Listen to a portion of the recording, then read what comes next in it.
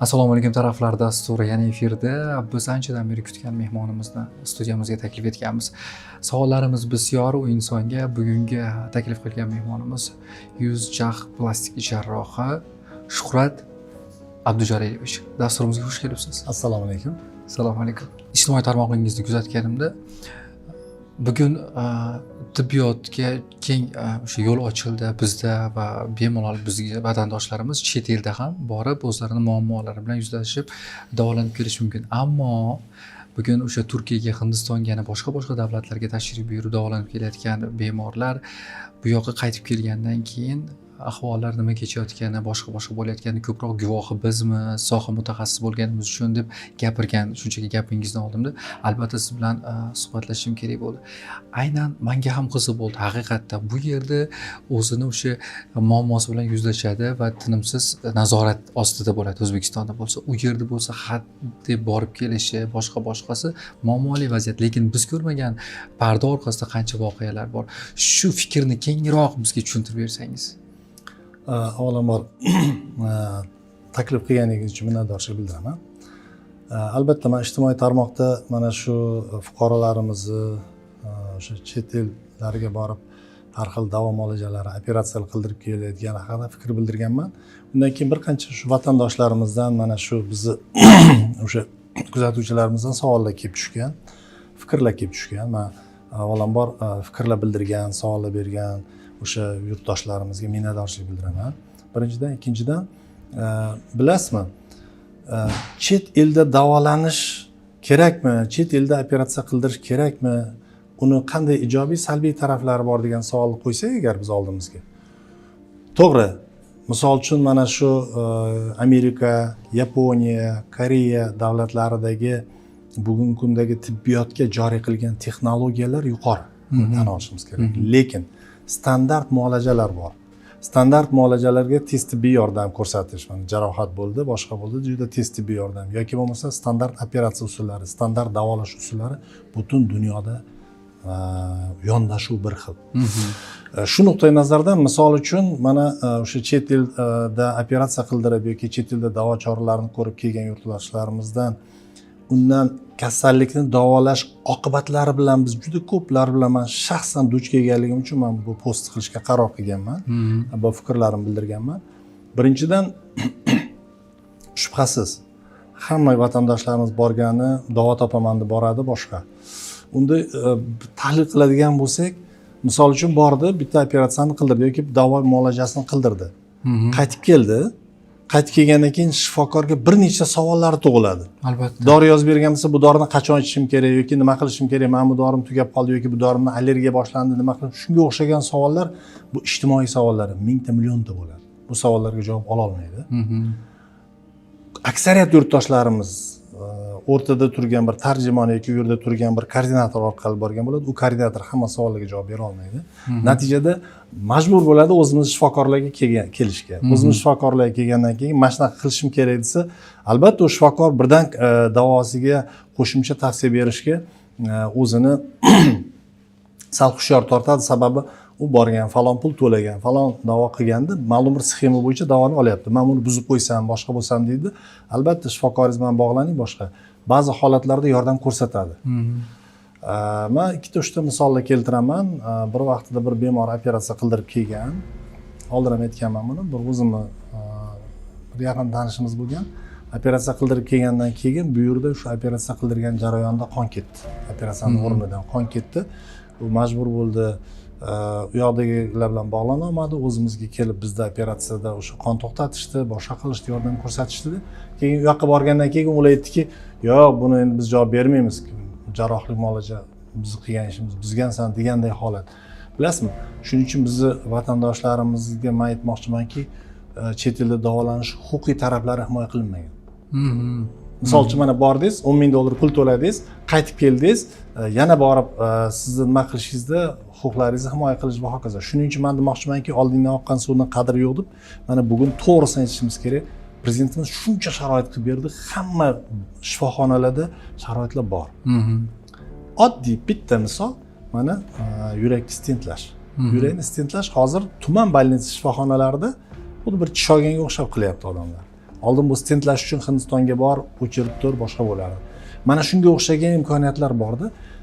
Men boshqa narsani aytmoqchiman. Misol uchun chet elga borib operatsiya qildirib yoki davolanadigan shifokorlar, bemorlarimiz o'zimizning shifokorlarga kelib, ularning tavsiyasini olib, agar u shifokor aytsaki, buni falon joydagi, falon adresdagi klinikada qildirsangiz yaxshiroq desa, u shifokor biladi. Qaytgandan keyin albatta u shifokorga murojaat qiladi-da bu.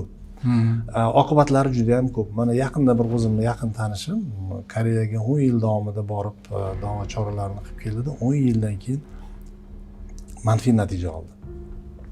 Qaytib borsa haligi doktor ishdan bo'shab ketgan. Yo'q. Shuning uchun shunaqa. Endi yana bitta ijtimoiy tarmoqda mana o'sha post qo'ygandan keyin juda ko'p negativ fikrlar keldi. Bizda doktorlar nol, bizda doktorlar haqoratli so'zlar yozdi. Men bu vatandoshlarimga aytmoqchimanki, birinchidan shifokor bo'lish oson emas. Bugungi kunda xirurg bo'lish uchun 10 yil o'qiydi, faqat xirurg operatsiya qilish boshlash uchun. Ata bir umr o'qish kerak. Ikkinchidan, misol uchun doktorlar nol degan so'zni gapirish o'zi noto'g'ri. Men o'ylayman, shuni gapirgan ekspertimiz bu oddiy gap qilib gapirgan. Men o'sha fuqarolarimizga shu negativ fikr bildirganga aytmoqchiman. Xo'p, bir joyingiz og'risa yoki jarohat bo'lsangiz, mashina urib yorsa, birdan Hindistonga ketasizmi? Yo'q. Siz tez tibbiy yordamga borasiz. Boshqa bir holatlarda ham. Men demoqchimanki, bugun tibbiyot O'zbekistonda ham juda yaxshi rivojlanyapti. Bizning shifokorlarimizni o'zini o'rni bor. Albatta buni qadrlagan holda shu narsaga yondashish kerak. Yondashish kerak va qayerga operatsiyaga boradiganini aniqlab, u operatsiyadan keyin nima holatlar bo'ladi? Undan keyin kuzatuvlarni men qayerda qilaman? Deb iloji bo'lsa borishdan oldin bu yerdagi shifokor bilan bog'lab bir fikrga kelib olib qilinsa, davo mukammal bo'ladi. Men oldin ham bir misol keltirganman. O'zimni shogirdim, talabam otasini olib kelganda shu jag'ini operatsiya qilamiz deganda, u akalari Hindistonga olib borgan, Hindistondan qaytib keldi, asorat bo'ldi, xullas vafot etdi. Minglab holatlar bor. Bu dardlarni ayta olmagan bemorlarimiz bor. Mana o'sha men post qo'ygandan keyin 200 dan oshiq kommentariy yozishdi. Uni 90% o'sha dard chekkanlar yozishdi. To'g'ri aytyapsiz, men ham dard chekdim, boshqa deb.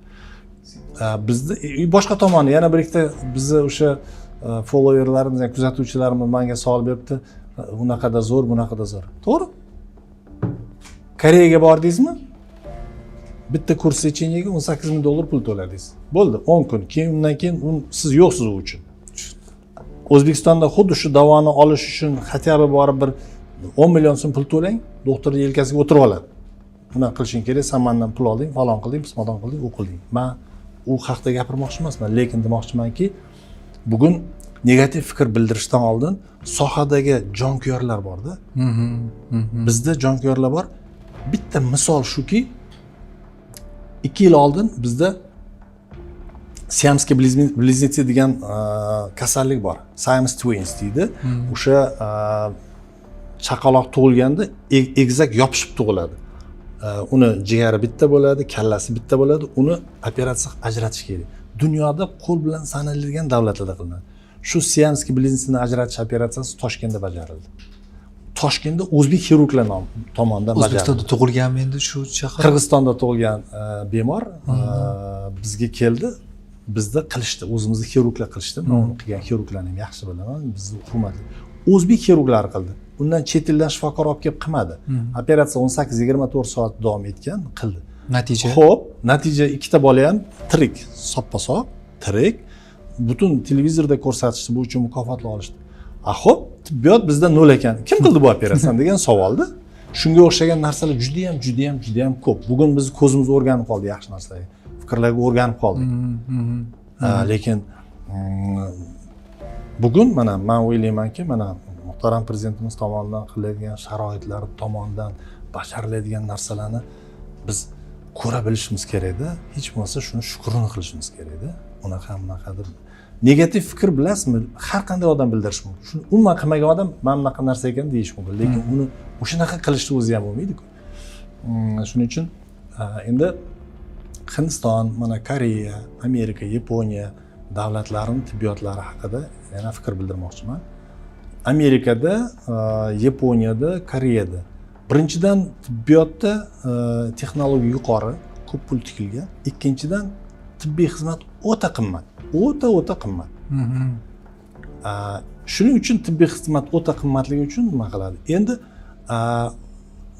shu texnologiya aytaylik, bugun yetib kelmagan bo'lsa ham, lekin shu texnologiyasiz qilinadigan operatsiyalar bor. Bu yaqinda mana Fransiyada safarda bo'ldik. Fransiyani o'zida ham tez tibbiy yordamga yondashuv boshqacha ekanda. Har bitta, men o'tgan safar bitta post qo'ydim. Har bitta o'sha ekspertimiz savol berdi. Qaysi davlatda nima rivojlangan, tibbiyot rivojlangan, zo'r degan savolda. Bu men aytdim, nisbiy savol, noto'g'ri savol. O'shanda misol keltirdim, nima uchun unaqaligini.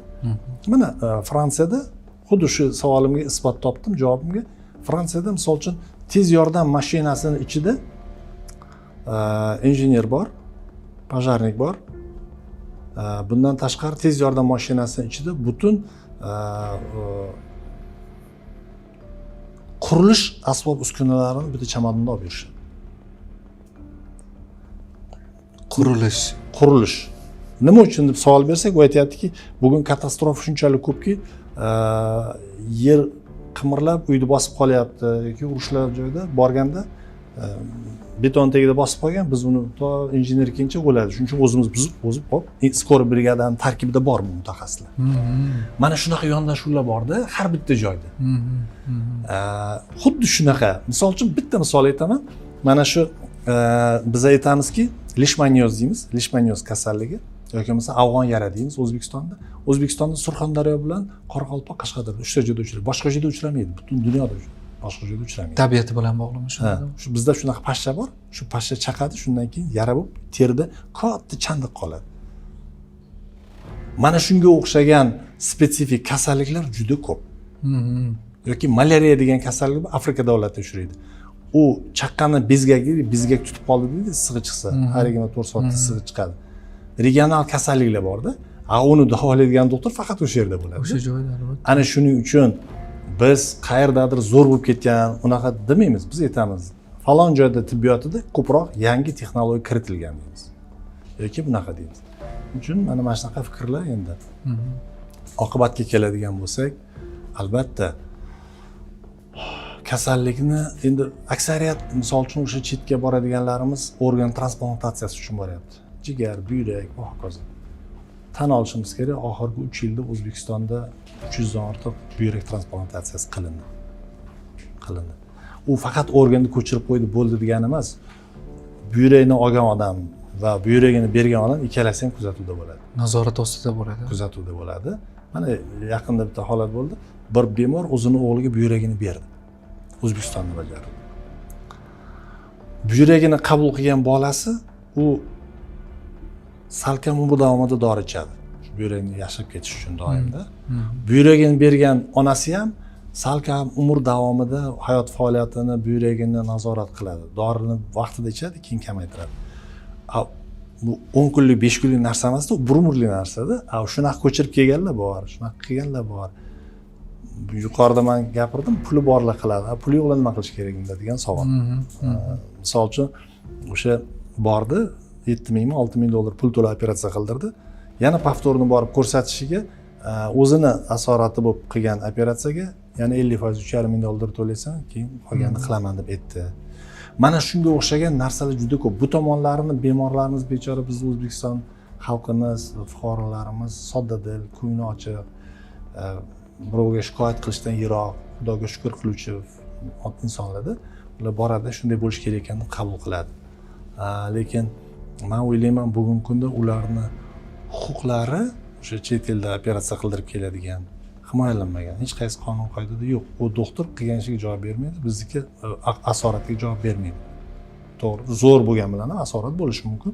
Yaqinda mana Buxoro shahrida bo'lib o'tdi, butun turkiy zabon davlatlarining plastik xirurglarini kongressi. 120 dan ortiq spiker keldi, xalqaro spikerlar, hammasi o'zlarining asoratlarini ko'rsatdi. Nahotki shu asorat shu yerda bo'lgan, Germaniyada yoki Turkiyada bo'lgan deb o'ylaysan-da. Inson organizmi shunaqa narsa. Yoki oddiy misol, mana man degan maqtangan Amerikada Michael Jackson nima bo'ldi? 10 marta, 20 marta burunini operatsiya qilisholmadi. Bir umr garmonda qoldi, garmon asoratidan o'lib ketdi. Bunaqa narsalar juda ham ko'p. Juda ham ko'p. Yaqinda bir bitta misolni aytib beraman. Bir chet davlatda bo'lgan holat, operatsiya paytida o'sha koagulyator deymiz, koagulyator ishlatganda oyog'iga biz zazemlение qiladigan o'sha rezina qo'yamiz. Tok o'tib tok urmasligi uchun zazemleniyasini yaxshi qo'ymagan, bolani operatsiya qilgan, appendis operatsiya qilayotgan paytda uzoq vaqt operatsiya qilgan, haligi oyog'ida ожог bo'lgan, bilmagan uni, zazemlение qilmagan bo'lgan, oyog'i nekroz bo'lgan. Nekroz bo'lgan. Keyin oyog'ini davolagan, boshqa qilgan, uni nekroz qilish uchun nekroz tuzalmagan, oyog'ini olib tashlayman deb xirurg adashib o'ng oyog'ini, sog'lom oyog'ini olib tashlagan.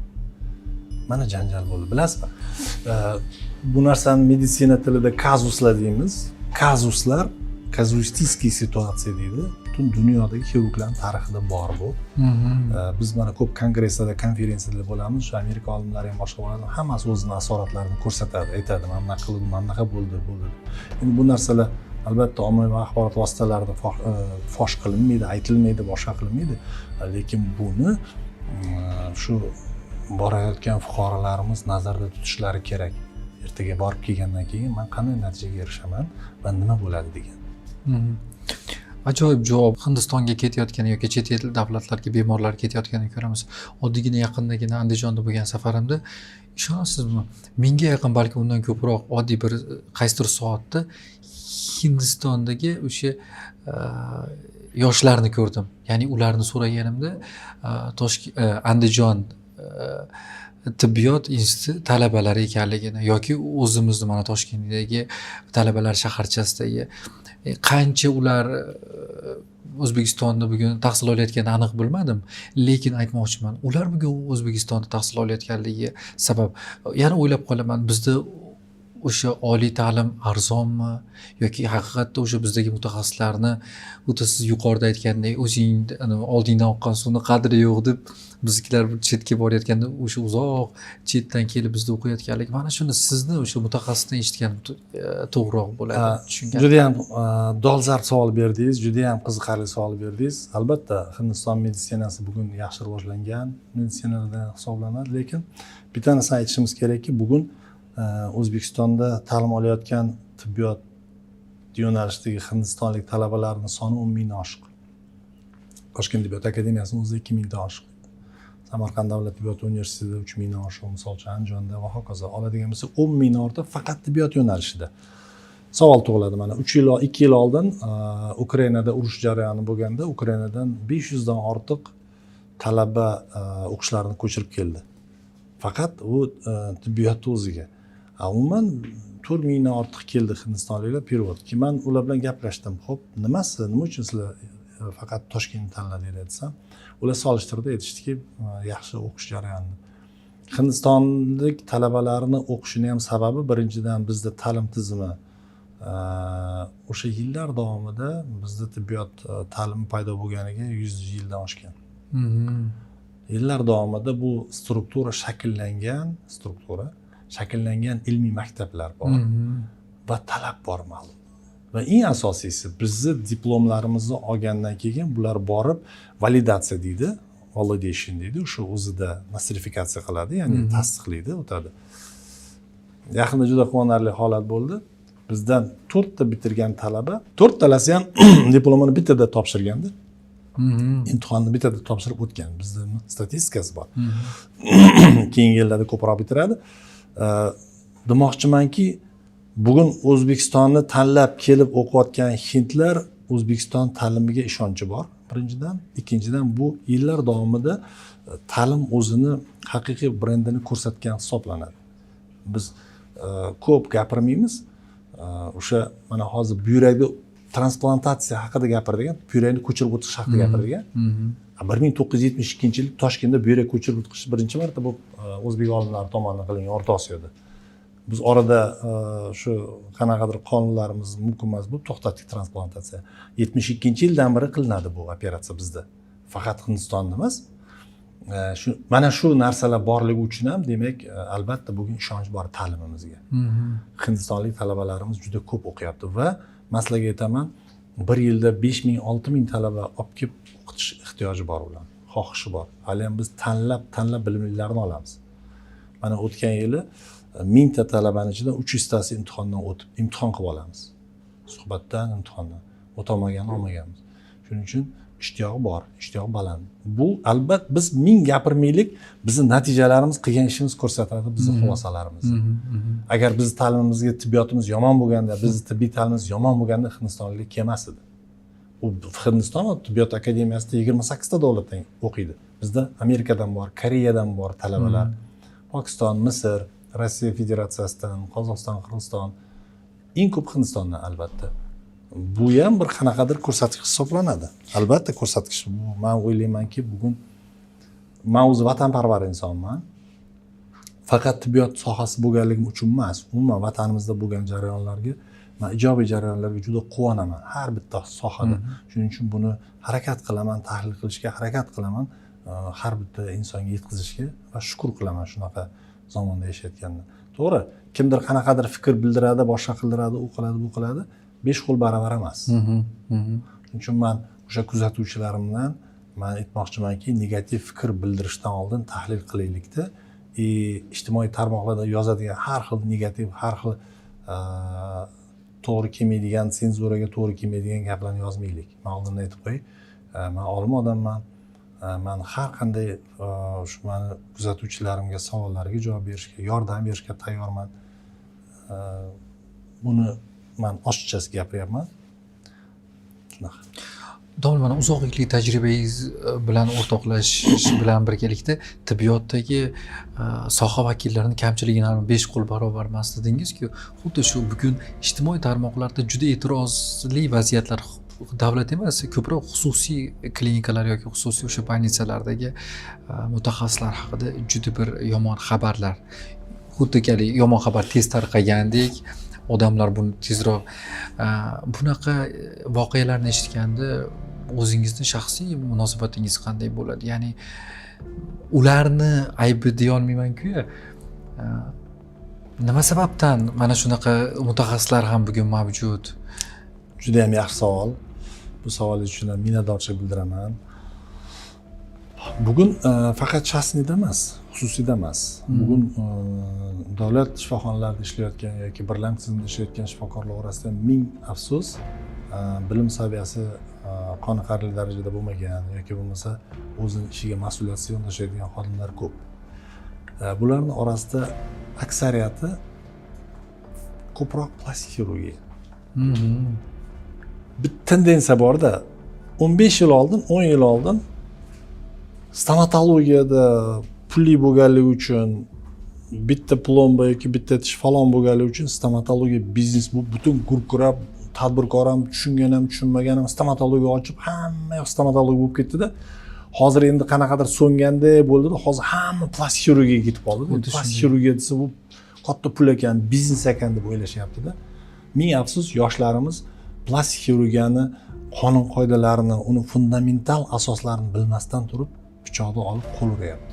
Yaqinda bo'lgan o'sha bir bloger qizimizni operatsiyasini qoniqarsiz bo'lganligini ijtimoiy tarmoqlarda kuzatdik. O xirurgni men to'g'risi u xirurgni ham tanimayman, u klinikani ham bilmayman. Lekin ijtimoiy tarmoqlardagi fikrlarni ko'rdim. Qaysidir darajada haqiqat bor. Qaysidir darajada o'sha xirurglarimiz, plastik xirurglarimiz ming afsus o'sha moliyaviy manbani topish uchun harakat qilyapti. Bilasizmi, ko'p shogirdlar keladi. Menga bir yilda juda ko'p insonlar, ota-onalar bolalarini olib keladi-da, bolamni shogird qilib oling deydi. Men hech kimga отказ qilmayman, olaman hammasini. Bo'ldi, faqat bolangiz chidasa deyman. Chidasa deganda nima qiyinmidi? Yo'q, kelsa, keladi, ko'radi. Tashqaridan qaraganda shuni qiladigan paytingizda juda ham zo'r tuyuladi-da. Qiladiganday tuyuladi. Lekin o'zi qilganda boshqacha bo'ladi. Ming afsus, o'sha ko'rayotgan yoshlarimiz, men lekin oldimga kelgan shogirdlarning hammasini kitob o'qishga majburlayman. Har bitta narsani, vaziyatni ko'rsataman-da, har bittasini so'rayman. Nima uchun, qanaqa bo'ldi, nima uchun bo'ldi shunaqa? Nimaga, nima so'rab, majburlab, muhokama qildirib o'rgataman-da. Ming afsuski, ko'plaman chet elda o'rgandim, boshqa qildim deydida, qisqa bitirganiga 2 yil bo'ladi. Chet elga bitta konferensiyaga borib, ikkita operatsiyani ko'rib olib, xuddi shunaqa qilaman deydi, qiladi, o'xshamay qoladi-da. Bitta misol aytib beraman. Men institutda o'zi a'lo baholarga o'qiganman. 2-kursdan dejurstvalarga qatnab yurardim. O'qishni bitirdim, o'zimni sher his qildim. Men hamma narsani bilaman dedim-da. Kelib ustozimga aytdim, men zo'rman dedim. Desam, ustozim hamma nima operatsiya qilasan dedi. Hamma operatsiya qilaman desam, sen zo'r ekansan dedi. Men dedi, professor bo'lib turib, hali hammasini qila olmayman. Men shunaqa zo'rman-da dedim. Keyin menga dejurstvo berishdi. Navbatchilik turasanmi? Turaman. Navbatchilik turdim. 5 yil davomida navbatchilikda bir 20 marta shu operatsiyani ustozim qilgan yonida turganman-da. Bir kasal keldi. Shu kasal kelib, bo'ynida flegmona, aniq esimda 17 yoshli qiz edi. Operatsiya qilib, absessni ochdim kechasi 12. Shunaqa qon ketdi kasaldan. Shunaqa qon keta boshladi. Dovdirab qoldim-da, haligi o'zimga o'yering bo'lgan sher dovdirab qoldim. Albatta qon to'xtatdim. Qonni bosib turdim, qon to'xtatdim, avtomatik darajada yordam berib qon to'xtatib, hamma narsani tugatdim.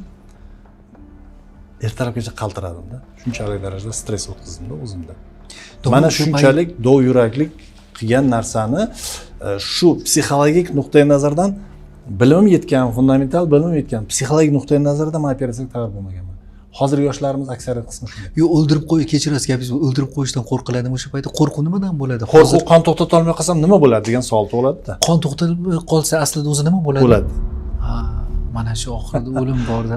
Ana shunday. Shuning uchun bugungi kunda yoshlarimiz ana o'sha har xil operatsiyalar qilib, ijtimoiy tarmoqlarga chiqib ketayotgan yoshlarimiz ming afsuski operatsiya qilib juda tez pul ishlashga shoshilyapti-da. Shoshilish kerak emas. Bu meditsina, bu men har doim gapiraman, tibbiyot yaxshi doktor bo'ldingmi, pulni orqasidan quvma. Pul sani orqangdan quvsin, nima qilasan? Pul sani orqangdan quvib yursin. Uning uchun bilim, uning uchun sabr. Bugungi kunda biz yoshlarimizga ikkita narsa yetishmaydi. Birinchisi sabr yetishmaydi, ikkinchisi eshitish yetishmaydi. Eshitmaydi, tinglamaydi, o'qimaydi, eshitmaydi, tinglamaydi. Fundamental bilimi bor, lekin eshitmaydi. Mana bunaqa qilma desangiz, eshitmasdan o'shani qiladi-da. Mana shu operatsiyani shunaqa qilma desa, shuning uchun men murojaat qilmoqchimanki, shu endi boshlayotgan xirurglarga, siz shunaqa holatlar bo'ladiki, odam bir narsa boshlagan paytida bir xatodan boshlasa, bir umr bu kasbdan chiqib ketib qoladi. Men bitta xirurgni bilaman, o'qishni bitirib ishlayapti. Oradan bir yilcha o'tgandan keyin birga o'qigan kursdoshim keldi, bir yigit zabardast yaxshi o'qigandi. Men xirurgiya qilmayapman dedim. Nima qilmayapsan desam, shu o'rganayotgan jarayonimda bitta operatsiyani qilaman dedim. Shu noto'g'ri qilib qo'ydim. Keyin ustozim kelib to'g'riladi. Keyin bo'ldi, qaytdim dedi. Xuddi shunaqa boshlab, xatodan boshlasa undan xirurg chiqmaydi. Shuning uchun kichkina operatsiyadan boshlab, o'zida ishonch hosil qilib, fundamental bilim. Mana misol uchun men hozir tibbiyot fanlari doktoriman, professorman. 30 yildan ko'p xirurgman. Lekin har kuni qiladigan operatsiyamni mana ertalab operatsiya qilaman. Albatta operatsiyadan 1 soat oldin ko'rib chiqaman. Boshqalardan qaytarib chiqaman. Bilaman o'zi, lekin qaytarib chiqaman. Mana bu joyim bunaqa, mana bu joyim bunaqa. Har safar operatsiya qilganimda bitta yangilik ochaman o'zimga. Mana hozir jag'da rekonstruksiya operatsiyalaridan 800 dan oshqa operatsiya qildim oxirgi 10 yil ichida. Umumiy operatsiyalarning soni 40 ming oshib ketgan, lekin demoqchimanki, mana ertaga operatsiyam bor, ertaga bo'ladigan operatsiyamni xuddi men yangi birinchi marta qilyapmanki, hayajonda ustimda qarab, kitoblarga qarab, mana bu joyni nima qilsa degandek psixologik nuqtai nazardan tayyorgarlik ko'rib kiraman-da operatsiyaga. Bu narsa tajriba, hayotiy tajriba orqali kelib chiqadi. Ko'pincha yoshlarimiz shunda bitta ko'radi, mana xuddi shunaqa qilaman deydi, boshqacha qiladi-da. Bitta misol aytib beraman, misollarim ko'p. Bir yosh mutaxassis Moskvada ishlaydi. Moskvadan keladi O'zbekistonga. Bir 3-4 oy O'zbekistonda turgan davrda reklama beradi. Men moskvalik mutaxassisman, Moskvada ishlayman, shunaqa deydi. Bitta kasalni operatsiya qiladi. Operatsiya asorat qilib qo'yadi. Asorat qilgandan keyin u kasal to'polon qiladimi? Moskvada ustozga telefon qiladi. Ustozga telefon qilsa, ustoz aytadiki, mana shu sohaning mutaxassisiga borib uchrash deydi. Keyin menga kelib uchrashdi. Haligi doktor. Men birdan ko'rdimda aytdimki, bo'ldi, endi bu meni muammom, seni muammom emas deb bemorni olib men shug'ullandim. man o'zimga oldim, bo'ldi, men tuzataman buni deb olib qolib, chunki uni bemorni tuzatishga 2 oylar vaqt kerak edi, u 2 oy qola olmas ekan Moskvaga ishga ketish kerak. Bo'ldi, Moskvaga ketaver desam, men bir umr sizga shogirdman, boshqa deb, keyin men uni tushuntirdim. Necha yildan beri ishlayapsan desam, 2 yildan beri dedi. Shu operatsiyani o'zing qildingmi desam, o'zim qilganim ustozim yonida yuribman, 2 yildan beri qilib yuribman dedi. Ko'rdingmi dedim, o'zing qilganing boshqa deb. Xullas, mana shunaqa holatlar juda ham ko'p. Shuning uchun men yosh xirurglarimizga yo'ldan adashib, noto'g'ri bir marta qaytib ketgandan ko'ra, sekin kichkinadan boshlab ustoz bilan bog'lanib ishlagan ma'qulroq. Meni bir xil shogirdlarim bor. Shu operatsiyani mohirona qiladi, lekin baribir maslahat qiladi. Ustoz, men bunaqa operatsiyam bor, shuni qilmoqchiman, nima deysiz deydi. Keyin aytaman, nimadan xavfsiralyapsan, nimadan qo'rqyapsan? Men bunaqa deb tushuntiraman. Meditsina shunaqa narsa, bir umr ishlash kerak edi. Bir umr ishlamasa u bo'ldi, chiqib ketadi. Pichoqni chaqlab turgandek, bilimni chaqlab turmasangiz u kesmay qoladi, bilim ham bo'lmay qoladi. Hozir yana bir savol tug'ilib qoldi. O'sha yaqindagina bo'lgan voqeada o'zi aslida talabiy ekan, operatsiya qilgan inson dedi. Uzoq yillardan beri tibbiyot akademiyasida tahsil berayotganingizdan ham xabarimiz bor. Aytmoqchimanki, bugungi talabalarga qanday talab qo'yiladi va ularga qanaqadir o'sha ruxsat berilmaslik, xususiy klinikada bo'layotgan jarayon. Mana shunga e'tirozli vaziyatlar ham bor-da, domla. To'g'ri savol berdingiz. Qarang. Misol uchun o'sha bo'lgan voqeaniga birinchidan men uni voqeani ustida bo'lmaganman, ikkinchidan haqiqatan xirurgiyani boshqani tanimayman. Men juda unaqa uni detalli muhokama qilishga haqqim yo'q deb o'ylayman, lekin talaba emas. Bu talaba emasligi aniq. Chunki talaba bo'lganda bizga, agar bizni institut talabasi, akademiyani talabasi bo'lganda albatta bizga darrov so'rovnoma kelardi, biz uni chorasini ko'rib boshqa. Lekin birinchidan talaba operatsiya qila olmaydi. Talaba bugun operatsiya qila olmaydi. Ikkinchidan talaba ishlashi mumkin, medsestra bo'lib, medbrat bo'lib, vrach yordamchisi bo'lib ishlashi mumkin. 6-kursdan ishlashga ruxsat berganmiz. Mas'uliyat u ham birlamchi tizimda. Poliklinikada o'tiradi, kasallik qabul qiladi, shikoyatlarni qabul qiladi, lekin operatsiya qilmaydi. Magistr bo'lishi mumkin, magistr talabasi bo'lishi mumkin, oxirgi kurs bo'lishi mumkin, xirurgiya yo'nalishi bo'lishi mumkin. U ham o'zi qila olmaydi. O'zini qilishga haqqi ham yo'q, o'zini qilishga malakasi ham yo'q. Shuning uchun u endi ijtimoiy tarmoqda kimdir talaba ekan, kimdir malakasi past ekan, kimdir u ekan, bu ekan deb, men aniq bilmaganim uchun bu savolga javob bera olmayman. Men talabalikka ishonmayman. Talaba qila olmaydi bu ishni. Katta qorin operatsiyasini, katta bu qorinda liposaksiya bilan abdominoplastika qilish uchun 5 yil, 4 yillik xirurg ham qila olmaydi bu ishni. Bu juda katta operatsiya. Mahoratli xirurg bo'lmasa qila olmaydi. Hatto o'ta mahoratli xirurglarda shunaqa asorat bo'ladi. Shuning uchun mahorati, balkim tajribasi kamroq bo'lgandir, balkim nimadir hisobga olmagandir. Muhokama qilish qiyin. Energiya va zavol energiyalar haqida gapirmoqchiman. Domla, bugun bu qadar energiyani ko'p sarflayapmiz, energiyasiz qoldik yoki biz qayerdan haqiqatda sof energiya olishni unutdik? Qaysi biri to'g'ri? Yo bo'lmasam bunga qanaqa e'tibor beriladi? Avvaldan shunaqa bo'lsa yoki hozir e'tiborimiz shunga qaratilib qoldi?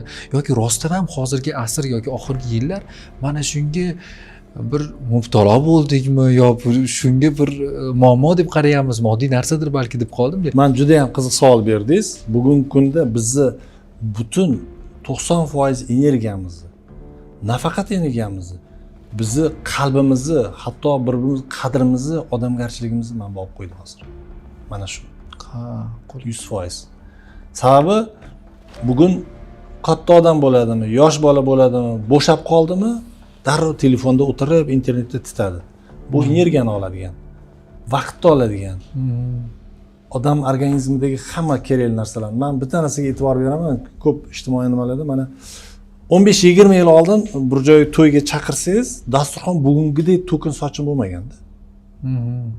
Bugun dasturxonda yo'q narsani o'zi, qishda borsangiz shaftoli ham bor, qulupna ham bor va hokazo. O'tirib yeydigan odamning o'zi yo'q. Boradi 8 da to'y boshlanib, 9 da hamma ketadi. Desa ishim bor deydi. Men aniq bilaman, 99% uyiga borib telefon tutadi, boshqa ishi yo'q. Mana qalbni o'g'irlab qo'ydi. Insonlardan mehri o'g'irlab qo'ydi. Biz yoshligimizda, mana biz uylangan davrlarimizda mahalla kelardi. Kelin-kuyovni uyda to'y bo'lardi. Dasturxon juda bugungidek to'kin sochin bo'lmasdi, lekin kelin-kuyovni kuzatguncha 11 gacha to'y bo'lardi. Mahallada shu mana o'sha videolarimizni ko'ramiz, odamlar to'lib turardi. Bugun to'yxonalarda to'kin sochin 9 dan keyin hech kim yo'q. U to'y kimga qildi degan savol. Hech kimga qizig'i yo'q. U Bu hammasi qalbni mehrda o'g'irlanganligi mana shundan. Birinchi o'rinda shu. Energiya sarflashamiz shu. Yoshlarimiz ham boshqamiz ham bugun indamasangiz 12, 1, 2 o'tiraveradi. Qalb energiyani mana shu o'g'irlaydi. Shuning uchun bugun biz telefon, planshet, boshqa bu sivilizatsiyani kirib kelgan instrumenti hayotni yengillashtirganligi, lekin buni salbiy oqibatlari bizni energiyamizni, qalbimizni o'g'irlab qo'ydi, qadriyatimizni o'g'irlab qo'ydi. Qanday yechim berasiz domla? Manda misol uchun o'zimda yondashuvim shunaqa. Men misol uchun o'zim har haftada kamida 2 marta uyda oila davrasida farzandlarim bilan o'tirib davra suhbati qilaman. Mana shu mavzularda nima, u qanaqa va hokazo va hokazo. Kechki payt endi balkim bu qanaqadir qattiqroq chora, soat 10 dan keyin bolalarimni telefonini olib qo'yaman-da, o'zim nima qilaman. Zaryadga kelsa o'zim xonim, man qo'yaman zaryadga. Va buni yosh bolalarga, bog'cha, maktab bolalariga buni o'rgatmaslik uchun alternativ variantlarni berishimiz kerak. Mana hozir juda ham ko'p rasm chizadigan, juda ham ko'p ertaklar, kitoblar alternativani berishimiz kerak-da. Yoki buni foydali taraflarini nima qilishimiz kerak. Shuning uchun bugun mana 3 yoshmi, 2 yosh bolani qo'liga bersangiz, siz qila olmagan funksiyalarni qila oladi-da u bola. Ana shuning uchun u zavq oladigan alternativni bersangiz, bunga ko'p yopishmaydi. Zavq oladigan alternativani buni taqiqlab bo'lmaydi. Boshqa narsani alternativani berish kerak, u bilan mashg'ul bo'lib ketish. Variant berish kerak, ya'ni bolaga. Talabaga ham shunaqa. Misol uchun mana shunaqa narsa bugun na daftari bor konspekt, na ma'ruza daftari bor, na albom bor. Biza o'qigan paytimizda albom bo'lardi, bugungi dars chizardik. Bundan tashqari bugungi darsni ma'ruzasini yozib kelardik va konspekt yozardik. Uchalasidan birortasi bo'lmasa, domla so'ramasdan ikki qo'yardi.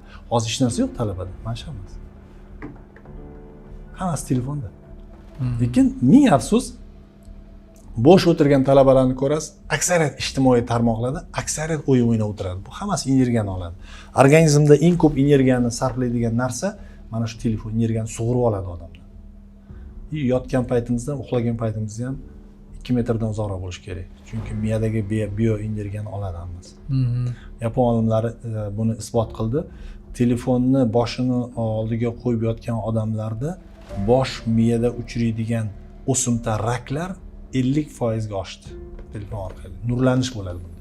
Shuning uchun bugun men o'ylaymanki, bugungi kunda kirib kelgan sivilizatsiyamizdagi raqamlashtirish, mana shunaqa elektronizatsiya narsalarimizni salbiy taraflari bu. Bizni qalbimizni o'g'irlab qo'ydi, qadriyatlarimizni. Ota-onasidan bafurjan mazza qilib gaplashib o'tirishdan ko'ra borib telefon tutish afzal ko'radi aksariyat. Men e'tibor beraman ko'plariga. To'g'ri.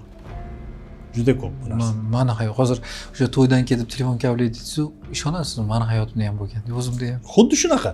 O'zimda ham. 9 dan keyin dasturxon, shohona dasturxon hech qo'l tegmagan, bir xil stolga qo'l ham tegmaydi, ketadi. Men ishonchim komil. 90% uyiga borib telefon istadi, boshqa ish qilmaydi. Undan ko'ra u odam mehr bilan gaplashib, yonida o'tirib boshqa qilish yo'q. Bu qadriyat pasayishga olib keladi-da.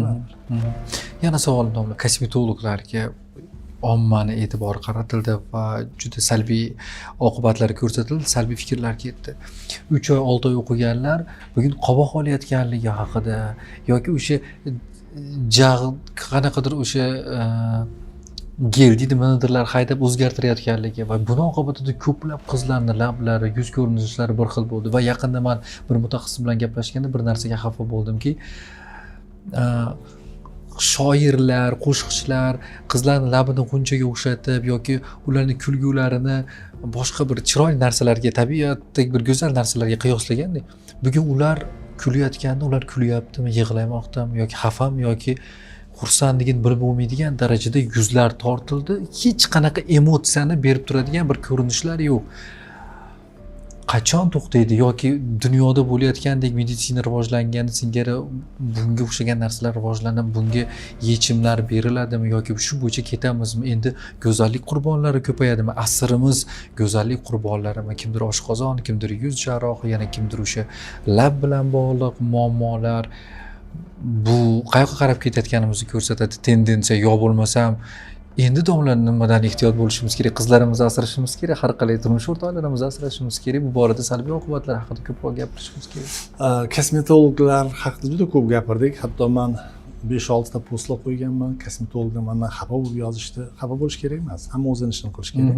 Men ham hozir blefaroplastika qilyapti, yuzni o'rta qismini tortyapti. Yaqindan mana shu haftada 2 ta bemor keldi. Kosmetolog asoratidan juda strashni asorat qilgan. Uni endi to'g'rilash uchun ko'p operatsiyalar qilish kerak.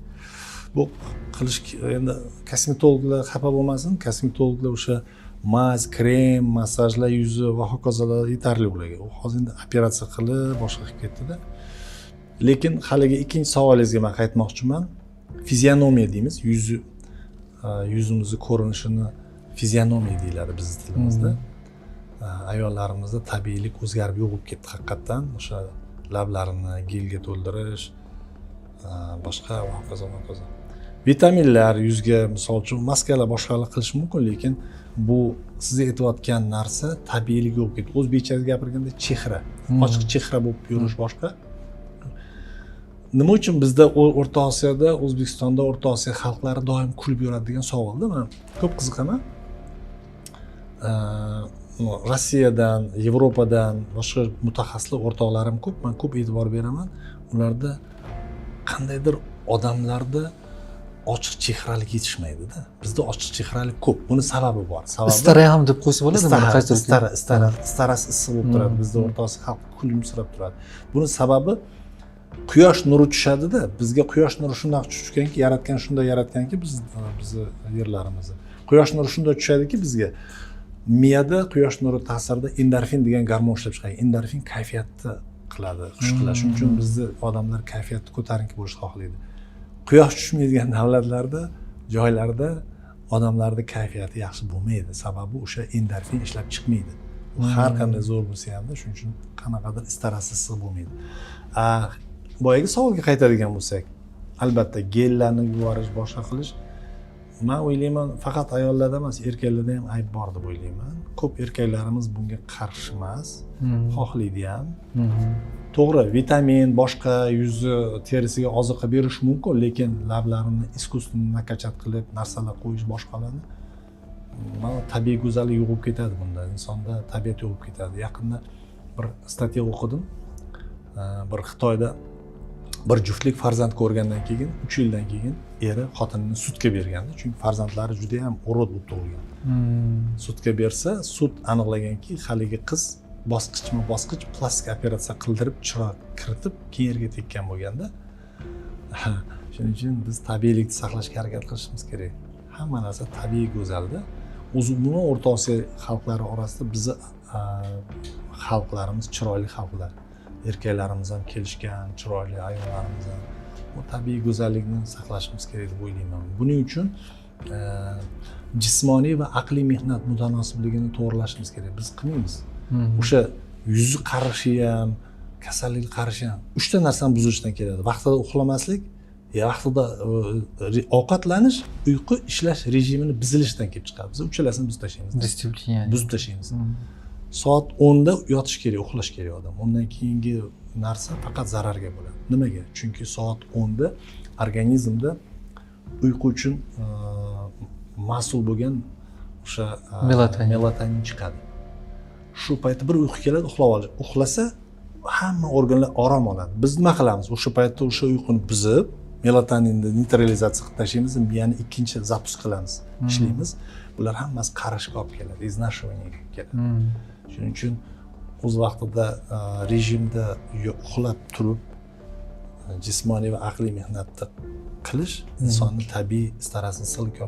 Istarani issiqligini yana bitta misoli, sababi aytib beraman. Eng katta sabablardan bitta qalb toza bo'lishi kerak. Qalbida g'ubori bor, kimgadir hasadi bor, kimgadir ichida alami bor, hattoki xarakterda zahari bor odamlar ham tez qariydi. Qalbda g'ubor bo'lmasligi kerak-da. Tabiatni boricha qabul qilish kerak. Bugun kunda yomon narsa odamlarda hasad paydo bo'lib ketib qoldi. Palonchida palonchi mashina bor, unda bunisi bor, bunda nima ishing bor? Xudo beribdi shunga. Senga ham berib qoladi. Shukr qil. Yo'q, unaqa emas. Nima uchun men unga intila olmayman, yeta olmayman? Mana shu narsa insonlarning hammasini istarasini ham buzilishiga asabini buzilishiga, kayfiyatini buzilishiga va hokazoga olib keladigan narsalardan deb o'ylayman. Agar yuzingizdan operatsiya qilish kerak bo'lib qolsa, shunaqa shogirdligingizga ishongan bo'larmidingiz yoki ishonib topshirarmidingiz o'zingiz? Bilasizmi? Men baxtli insonmanki, o'nlab shogirdimga shunday ishonaman, ko'zimni yumib ishonaman. O'nlab shogirdimga. Qaysidir muolaja menga qilish kerak bo'lib qolsa, o'nlab shogirdimga ishonaman. Ishonib, o'sha men har doim birga qilib yurgandek qilib qilasan deyman. Bo'ldi. Qolganini gapirmayman. O'zi biladi. Shuning uchun bu ham katta narsa. Bu ham baxt deb o'ylayman. Shuning uchun bugun shogirdlarni o'rgatishda sir borda. Shu joyda bitta narsa aytib beraman. Bir shogird ustozimdan zo'rman deb da'vo qildi. Da'vo qildi-da, men ustozimdan zo'rman debdi. Katta davrada aytdi. Bir ikkitasi debdi, ustozingdan o'tib ketdingmi desa, ha, ustozdan o'tib ketdim. Keyin buni qanday isbotlaysan desa, har qanday sinamalaringizga men tayyorman. Keyin tajribali odam bor ekan, bo'ldi sinaymiz debdi. Bir qorong'uxonaga yog'och qo'yibdi-da, qo'liga teshani beribdi-da. Qorong'uxonaga kirasan-da, 3 marta urasan, 3 marta chopasan. 3 marta ham bitta joyga tushsa teshang demaysan zo'r bo'lasan. Shogird kiradi, uradi, 3 marta joyiga chopadi. Bitta joyga tusha olmaydi. Keyin ustoz kiradi, uradi, 3 marta ham bitta joyga tushadi. Shogird yutqizgandan keyin keladi, ustoz kechiring meni, sirini ayting desa, ahmoq deydi. Qayer bilan urishni bilish kerak. Birinchisini bitta chopasan-da, ikkitasini orqasidan qo'yasan. Shuning uchun shogirdlarga nisbatan farzandingizga ishongandek, men misol uchun operatsiyani hamma sirlarini ko'rsataman, hamma narsani gapiraman va kengroq muhokama qilib gapiraman. Chunki u qachondir kimgadir yordam bersa, unga aytadi, sani deydi ota-onangga va ustozlaringga rahmat, uni savob menga ham keladi. Agar u qaysidir nima qilsa, la'nat deydi, la'nat ham keladi. Shuning uchun ustoz bu tomondan mas'ul. O'rgatding, oxirigacha o'rgat. Unaqa bekitadigan bo'lsang, olma shogird kerak. Mening taktikam shu. Ilmni sotib bo'lmaydi. Ilmni o'zi bilan olib ketib bo'lmaydi. Ilmni o'g'irlab bo'lmaydi. Ilmni faqat berish kerak. Olish olmaslik o'ziga bog'liq. O'shanaqa berganingizda ham 5 xil shogird bo'lsa, 5 xil oladi. Shoirlar 3 ta toifaga bo'linadi. Birinchi toifasi o'zi mustaqil hamma narsani qiladi. O'rganadi, aytganingizni qiladi, aytganingizdan qo'shimcha ham qiladi. Ikkinchi toifa faqat aytganingizni chizganingizdek qiladi. O'zi qo'shimcha qilmaydi. Uchinchi toifa o'zi ham qilmaydi, aytganingizni ham qilmaydi. Shuning uchun menda birinchi toifali shogirdlarim ko'p. Lekin domla o'sha hammasi uchraydimi hayotda? Hammasi uchraydi. Har xili bor. O'sha uchinchi toifa o'zida ham yo'q. Aytganini ham qilmaydigan shogirdlarim ham bor. Men aytaman, "Sen doktorlik qilmagin" deyman. Sendan yaxshi biznesmen chiqadi, yaxshi narsa chiqadi. Davay, men senga motivatsion narsalar aytaman. Sen hayotda boshqa narsa bilan shug'ullan deb aytaman. To'g'risini yuziga aytaman. Sen qo'y, qilma bu ishni deyman. Vaholanki meditsinani tashlab boshqa sohada juda muvaffaqiyatli bo'lib ketgan shogirdlarim ham bor, keladi. Yaxshi ham aytgan ekan, ustoz deydi. Qonni ko'lab yurgandan ko'ra hozir maza qilib yurman, biznesmenman yoki men bu ish qilyapman, bunaqa. Mebelchilar bor orasida, menejerlar bor, biznesmenlar bor, har xil odamlar bor. Shuning uchun ustoz to'g'ri yo'l ko'rsatish ham kerak. Hamma ham qobiliyati bir xil bo'lmaydi. Farzandlaringizda 3 ta farzand bo'lsa, 3 xil xarakter bo'lsa, 50 ta shogird bo'lsa, 50 xil xarakter borda. Yana bir qiziq savol keldi domla. Oxirgi 10 yil ichida kelajakda mutaxassis sifatida bashorat qila olasizmi? Qaysi yo'nalishga ehtiyoj shu qadar baland bo'ladi? Oxirgi 10 yil ichida tibbiyotda bizni ayniqsa tibbiyotda bir 50% bizni xizmatimizni sun'iy intellekt oladi. Sun'iy intellekt shunchalik aktiv kirib keldiki, bir 50% xizmat sun'iy intellektga o'tib ketadi. Bu aniq. Shunda bu shifokorlarni butun dunyo qarashini, shifokorlarni bugungi kunda nimaga qarashga, o'zgartirishga, dunyo qarashiga va shifokorlarni informatsion texnologiyani, ayniqsa sun'iy intellektni o'rganishga majbur qiladi. Shu fan kirib keldi bizga. Bu birinchi yo'nalish. Ikkinchi yo'nalish. Keyingi 10 yilda bizda qariyalar ko'payadi. Gerontologiya degan fan rivojlanadi. Bizda butun dunyoda tendensiya shunaqa. Mana Yaponiyada hozir milliondan oshiq, 100 dan oshganlar bor. Ular bilan qanday muomala qilishni bilmayapti hozir tibbiyot. 100 dan oshgandan keyin odam bo'lgandan keyin ijtimoiy obyekt, u bilan gaplashish kerak kimdir. U nimadir ish qilish kerak, ovqat yeyish kerak va hokazo. Mana gerontologiya degan fan kirib keladi. Shunda biz qariyalarga qanday munosabat qilishimiz kerak? Ularni misol uchun kuch-quvvati, energiyasi bor qaysi ishlarga jalb qilishimiz kerak va ularni qarigandagi keksalik hayotini qanday go'zal o'tkazishimiz kerak degan muammolar kelib chiqadi inson oldida. Chunki sivilizatsiyani keyingi bosqich shunaqa bo'ladi. Hayot darajamizni yaxshi yashashni uzaytirganimizdan keyin biz 70 dan keyingi hayotni bilmaymiz hozir. Xuddi shunday. U qariya nima qilyapti, qanaqa uxlayapti, bechora qayerga og'riyapti, nimaga qiziqadi va hokazo. Shuning uchun bu narsalar kelajakdagi narsalar shunday. Sun'iy intellekt, gerontologiya. Aniq bilaman, kelajakda ingliz tilini bilmagan, sun'iy intellektni bilmagan, ITni bilmagan odam vrach bo'la olmaydi. Bu hayot vaqt talabi bo'ladi. Bilmaydi. Shifokorlik qila olmaydi. Mana oddiy misol aytib beray sizga. Oddiy misol samokatlar bor hozir hamma joyda, to'g'rimi? Ha? Yosh nima? Faqat yoshlar emas, yosh, keksa yosh, o'rta yoshlar ham o'sha samokatda uchgisi keladi. Ucha olmaydi. Nimaga? Chunki telefonda zagruzka qilish kerak edi, uni qilish kerak. Uni qila olmaydi. Bo'ldi. Ertaga doktorlar ham shunaqa bo'lib qoladi. Xuddi shunaqa apparatlar keladi, uni o'shani tushunib qila olmasa qila olmaydi. Bo'ldi, u keraksiz bo'lib qoladi. Shuning uchun bugun sun'iy intellekt, ingliz tili, kompyuter texnologiyani mujassam bilgan odam kelajakda shifokor bo'la oladi. Bo'lmasa yo'q. Bu aniq. Bunaqa narsa meditsinaga ham kirib keldi. Apparatlar bor shunaqalar. Hozir bilmasangiz, tushunmasangiz ishlata olmaysiz, prosta ishlata olmaysiz. Bu ham shunaqa oddiy samokat misol qildim men. Yoshlar uchun chunki telefoni biladi, zagruzka qiladi, QR kodidan pulni nima qiladi va hokazo aktivatsiya.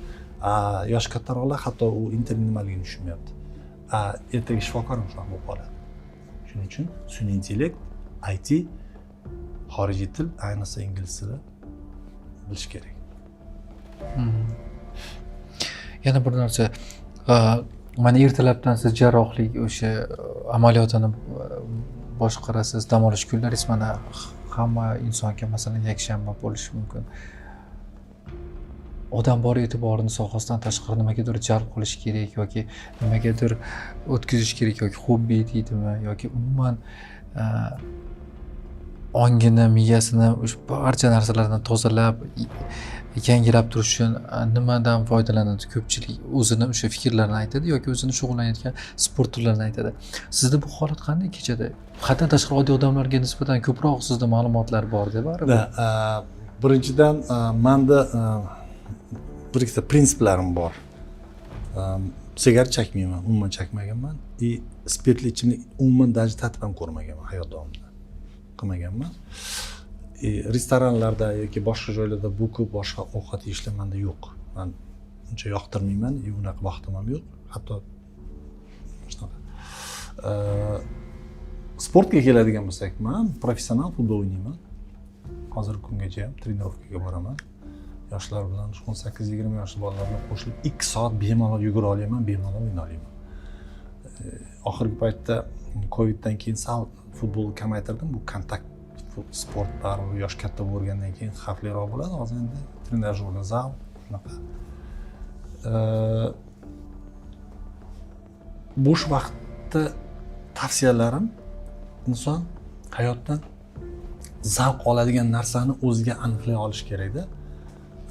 Misol uchun men bo'sh paytimda qanaqadir o'sha bitta kitob yoki birorta ma'noli birorta film ko'rishim mumkin. Prosta film bo'lmaydi. Men uni ko'rib, analiz qilib, undan nimadir olishim mumkin. Shunaqa qilishim mumkin. Ko'proq menga zavq bag'ishlaydi. Bolalarim bilan o'tirib suhbat qilib, gaplashib o'tiraveraman. Misol uchun bolalarim maktabda, litseyda o'qiganda men qizimga savol beraman, "Sen bugun litseyni direktor qilib qo'ysam nima ish qilarding?" desam, juda ko'p narsalarni aytgan. Keyin o'ylasam, bu to'g'ri. Shuning uchun talabalar bilan ham gaplashishni yaxshi ko'raman. Shogirdlarim bilan ham ko'p gaplashib o'tiraveraman. Oddiy talaba bo'lsa ham, boshqasi ham fikrlarini olaman. Keyin aksariyat ularning o'rniga tushib harakat qilaman shu narsani qilishga. Sababi uni tilida gaplashish kerak edi. Yaqinda Vengriyada bo'lgan katta kongressda men moderator edim. Shunaqa savol tug'ildiki, bugun 18 yoshli talaba bilan 50 yoshli o'qituvchi bir-birini tushunish uchun nima ish qilish kerak degan savol tug'ildi-da. Butun zal hamma fikrlab berdi. Keyin oxirida aytdi, hurmatli professor, koordinator, o'zingiz bitta xulosa qilib bering dedi. Keyin men qo'linglarni ko'taringlar, kimda iPhone telefon bo'lsa hamma ko'tardi. Aytinglar necha foiz funksiyasidan foydalanasizlar desam, hammasi 3%, 5% dedi. Men aytdim 17-8 yoshli bola 95% foydalanadi. Farqilar shu. Shuning uchun biza uni tilida gaplash uchun buni bilishimiz kerak degandek ma'noda. Shuning bugungi kunda yoshlar bilan o'sha yoshi ustozlarni bir-biriga tushunish uchun bitta kommunikatsiyani yaxshi bilish kerak. Albatta. Yoshlar kattalarni tushunish uchun nima qilish kerak degan savol. Bu qiyinroq. Chunki yoshlar mana shunaqa qilib qo'ysa bo'lmaydimi, bunaqa qilib qo'ysa bo'lmaydimi deydi-da. Buning uchun biz qadriyatlarimizni yoshlarga aytishimiz kerak. Aytish kerak baribir. Mana bunaqa qilish kerak, bunaqa qilish kerak degan ma'noda. Misol uchun menda oddiy yondashuv bo'ladi. Shogirdlar bilan gaplashib o'tirganda, misol keksa bemor kelib qoladi. Ko'raman, boshqa qilaman, ularga fikringizni aytaylik, shunaqa deydi. O'sha bemor to'g'risida doktorlikdan emas, ijtimoiy muhokama qilaman. Misol uchun men bittasiga aytaman, nima deb o'ylaysan? Mana shu otaxonni nima dardlari bor ichida? Qani sen nima deb o'ylaysan? Sen u sanaydi, bunaqa. Nima deb o'ylaysan? Nima kasalligi bor deyman ikkinchisiga bunaqa. Shu nima deb o'ylaysan? Shu misol uchun shu bemor nimani xohlaydi deyman. Bunaqa. Unaqa deydi-da, oxirida muhokama qilib o'zlari savoliga javob topib qo'yadi. Demak, unga e'tibor kerak ekan, unga bunaqa kerak ekan degan gaplardan xulosa chiqadi-da. Shuning uchun ustoz bu faqat xirurg faqat mana kesishni o'rgatish emas, ertaga u odamlarga yondashuvni ham bilish kerak, boshqani ham bilish kerak. Insonda mana biz organizmda shunaqa organ shunaqa mukammalki, hamma organizm borki, insonda bitta organ bor, biz qo'limiz bilan ushlay olmaymiz, ko'zimiz bilan ko'ra olmaymiz. Va eng kuchli ham, eng nozik ham shu, bu qalb. Uni bitta gap bilan o'ldirishimiz mumkin, bitta gap bilan o'stirishimiz mumkin-da. Shuning uchun mana shuni muloqot ham katta rol o'ynaydi. Katta rol o'ynaydi. Shuning uchun men ko'proq harakat qilaman shunaqa gaplashishga. Misol uchun mana Insta soqol olmagin, soqol olib kel deymiz. Soqolingni olib kel, bir xil domlalar aytadi, soqolingni olib kel bor deb chiqazib yuboradi. U jahli chiqadi, yo'qoladi, yo'qmaydi. Men boraman o'sha pul soqoling juda chiroyli ekan, juda menga yoqdi dedim. Masalan, pul beraman, soqol olsam, "Ya ustoz nima deyapsiz?" deydi. Ularni til bilan gaplashish kerak yoshlar bilan. Yoshlarni men harakat qilaman o'zim til bilan gaplashishga. Til topishga, o'rtoq bo'lishga. Bu zamon talabi bugun. Uni eshitmasangiz kimdir eshitish kerak. Albatta, men fikrlaringizga rosa ham qo'shilaman. Menga qaysidir ma'noda o'sha yondashuvlaringiz juda ham qiziq bo'ldi. Soha mutaxassis sifatida inson ruhiyatini nimaga qiyoslagan bo'lardingiz? Agar qiyosiy ma'nosini sizdan so'raydigan bo'lsak yoki qalbinimi? Masalan, inson hayotini shamga o'xshatadi, umrini daryoga o'xshatishadi. Shoirlar, boshqalar, baribir ijodkorlik bo'lmasa, bu qadar siz insonni o'sha yuzidagi qayerda kamchiliklar va ko'ngli to'lmayotgan qalblarga qaysi shifosini berasiz, yechimini berasiz, u minnatdorchiligini bildiradi va ketadi yoningizdan. Ijodkorlik sizniki ham qaysi ma'noda musavvirlik, inson yuz atrofidagi bo'layotgan o'zgarishlar, ijobiy jarayonlar. Inson ruhiyati yoki qalbiga qanday nima bilan qiyoslash mumkin? Nimaga o'xshatish mumkin? Bu qiyin savol juda ham. Bu juda ham qiyin savol. Men endi 3-chi kursimdan boshlab bu savolni oldimga qo'yib shug'ullanib kelaman-da. Sababi siz mohir jarroh bo'lishingiz mumkin. Agar siz yaxshi psixolog bo'la olmasangiz, u kasallik ko'ngli to'lmaydi. Shuning uchun kelgan kasal bilan gaplashib turgan paytda biz bemor deymiz. Ko'p adabiyotlarda patsient deyishyapti, mijoz deydi. Shu mijoz bilan gaplashgan paytingizda uni yuzidan siz nima xohlayotganini o'qiy bilishingiz kerak-da. Mana meni ko'rib turgandir. Bir ona, bir opa, o'sha bemorning onasi menga bir oy yozdi, boraman, ko'rsataman, qizimni ko'rib bering, operatsiya qilib bering debdi. Keldi. Qizini olib keldi. Kecha keldi, Andijondan keldi. Ko'rdim, o'tirdim, gaplashdim. Ko'rib, qizim senga operatsiya qilish kerak emas. Burning juda ham chiroyli, yuzingga mos. Shunaqa dedim, haligi ona ko'z yosh chiqib ketdi, ko'z yoshdan. Shunaqa gap aytadigan doktor ham bor ekan-ku. Bu qizga yalni urib, burning yaxshi operatsiya qilish kerak emas deb o'zi qon bo'lganda. O'zi haqiqatan u qizga operatsiya kerak emas. Yuzi ham chiroyli bo'l. U qiz injiqlik qilgan, buni men bunaqa to'g'rilashim kerak dedi. Shuning uchun bugungi kunda mohir xirurg bo'lish yetarli emas. bugungi kunda inson yaxshi psixolog bo'lishi kerak. Agar siz uni qalbini davolasangiz, qilgan operatsiyangizda nuqson bo'lsa ham qabul qiladi. Agar siz uni qalbini davolamasangiz, unikal operatsiya qilsangiz ham yoqmaydi. Shuning uchun men 3-kursda paytimda Deyl Karnegining kitoblarini hammasini o'qib chiqqanman. 3 tomini o'qib chiqqanman hammasini. Как влиять на людей, как завоевать друзей, va hokazo, как публично выступать и так далее. Keyin Аллен Пис degan angliyskiy писатель bor. Uni язык тела движения degan narsa bor. Ya'ni язык тела движения inson tanasini tili degan. Shu kitoblarni o'qiganman. Shuning uchun insonlar bilan muloqot qilganda xirurg bugun insonni qalbida nima kechayotganini yuziga qarab bilish kerak. Shuning uchun xirurglarning ko'pida yetishmaydigan kamchilik shu deb o'ylayman. Uni qalbini o'qimasdan turib operatsiya qilib ruhiyatga ham ko'p bog'liq, ko'p juda ham ko'p narsa. Ruhiyat bo'yicha bitta misol aytib beraman. Pavlov degan olim bo'lgan, juda ko'p eksperiment o'tkazgan. Pavlov oldiga ota bir bolasini olib kelganda, mana shu og'ir kasal tuzatib bering desa, Pavlov qo'lida unda temir bo'lgan. Temirni olovda qizdirgan. Ushlab tursangiz temir qizarib cho'g' bo'ladi. Qizil cho'g' bo'ladi. Mana shu cho'g'ni qo'lingizga bosishim kerak, shunda tuzaladi bolangiz degan.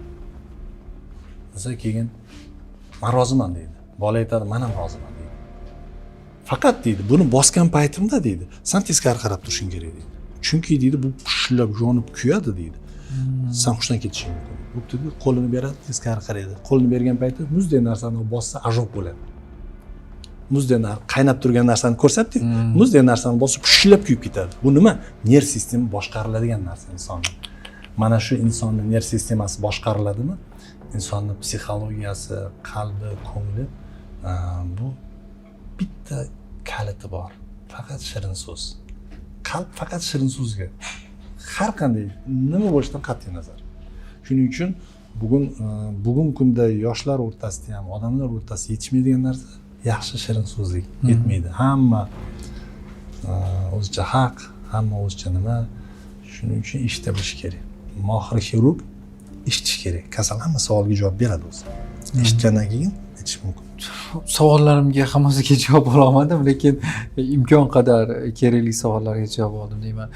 Bizga ajratgan vaqtingiz uchun va millatga qilayotgan yordamingiz uchun o'z minnatdorchilik bildiraman. Bizni kuzatayotganlar juda ham ko'p va o'ziga tegishli javobni oldi va tibbiyotdagi ustozligingiz, tibbiyotdagi qilayotgan o'sha ishlaringizdan tashqari o'sha ruhiy olamidagi yaxshi tarafga o'zgartirayotgan fikrlaringiz har doim mana shunaqa bardavom bo'lsin. Bugun o'zimga ham ko'p narsa oldim. Tana tili dedingiz-ku. Tana tiliga qarab unga nima kerakligini bilayotganingiz, qaysidir ma'noda o'sha qiyofatul bashar, qiyofasiga qarab, ruhiyatiga qarab uni oldindan sohangizdan kelib chiqib bashorat qilayotganlaringiz ajoyib. Bir chiroyli yo'nalishni tanlaganingiz va haqiqatda shu uchun dunyoga kelganingizni his qilsa bo'ladi. Siz kabi insonlar doim millatimizga ko'paysin. Xush kelibsiz. Rahmat. Haligi savollarimga javob ola olmadim deganingiz qaysidir ma'noda siz kutgan javob chiqmadimi yoki ya'niki 59 savoldan hozir 11 ta savolga javob oldimda, ya'niki bu ko'p vaqt oladi va bu yaxshi ma'noda ko'p bizni dasturimizda rizqingiz borligi. Lekin mana shu 11 ta mavzuni men o'ylayman juda qisqa gapirdik biz. Uni даже 2 ga bo'lib gapirsa bo'lardi. Chunki hali kosmetologlar mavzusi alohida, ruhiyat mavzusi alohida, yoshlar bilan tarbiyaviy ishlar yo'nalishi alohida. U juda katta mavzular. Ular biz bunday yuzadan o'tib ketib qoldik. Bu qaysidir ma'noda yaxshi bo'ldi, chunki ijtimoiy tarmoqda juda tez o'tkazganmiz-ku, qisqa to'xtaganimiz ham. Albatta. Tezroq fikrini to'plash to'g'ri. Shu uchun ham. Lekin albatta keyingi safar ham vaqtingizga qarab agar bo'lganda bizga kelsangiz, bu savollarga albatta javob olaman. Rahmat sizga. Sog' bo'ling. Rahmat. Katta rahmat.